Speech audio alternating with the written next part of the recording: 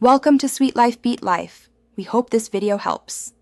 You start by signing into OneDrive with your Microsoft account. This gives you storage and sync.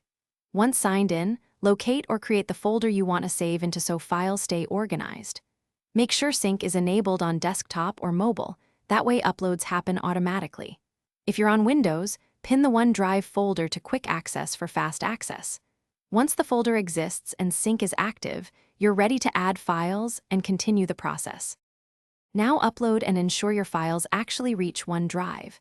Drag and drop into the web window or choose Upload Files/folder. Alternatively, you save as inside Word, Excel, or other apps and pick your OneDrive folder so versions are tracked. On desktop, move files into the local OneDrive directory to trigger sync. Make sure to check the sync icons. A green check means it's finished, circular arrows mean it's uploading. If you expect large files, finish by sharing or protecting what you saved. Use Share to send a link and choose View or Edit permissions, and set expiration or password if needed. If something was overwritten, use version history to restore previous copies.